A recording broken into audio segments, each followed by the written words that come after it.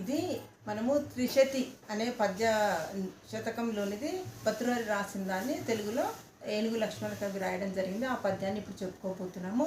విద్య నిగూఢ గుప్తమగు విత్తము రూపము పురుషాలికిన్ విద్య యశస్సు భోగకరి విద్య గురుండు విదేశీ బంధుడు విద్య విశిష్ట దైవతము విద్యకు సాటి ధనంబు లేదిలన్ విద్య నృపాల పూజితము విద్య నిరంగని వాడు మార్త్యుడే. అంటే ఇక్కడ ఏంటి, రూపము పురుషాలకి అంటే మానవాళి, పురుషాలకి అంటే మానవాళికి ఏం కావాలి, విద్య అనేది అవసరము.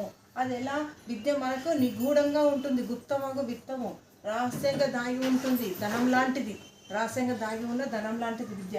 అలాగే విద్య కీర్తినిస్తుంది, విద్య భోగకరి భోగాలను ఇస్తుంది, సుఖాలను ఇస్తుంది మనకి. అంటే సుఖాలని అని అంటే ఆ విద్య రావడం వల్ల మనం పెద్ద పెద్ద ఉద్యోగాలు చేయడం, పెద్ద పెద్ద బిజినెస్లు చేయడం, దానివల్ల మనం సుఖాలను అనుభవిస్తాం జీవితంలో. అలాగే విద్య గురువు, మనకేంటి విద్య గురువు, ఎందుకంటే మనకి ఏదైనా విషయాలు తెలుసుకోవాలని జిజ్ఞాస ఉన్నప్పుడు మనకు విద్య ద్వారానే మన పుస్తకాలు చదువుకున్న ఏదైనా యూట్యూబ్లో దేంట్లోనైనా టెక్నాలజీని వాడుకొని కూడా విషయాలను తెలుసుకోవచ్చు.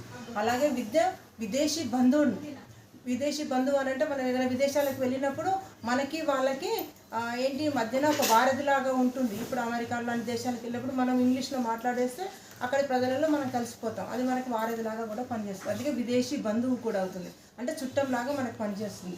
అలాగే విద్య విశిష్ట దైవతము ఏంటి, ఎలాంటి దేవుని కంటే కూడా ఇంకెక్కువ విశిష్టంగా ఉంటుంది, అంటే దేవుని కంటే కూడా ఇంకెక్కువగా మనం పూజిస్తాం విద్యని.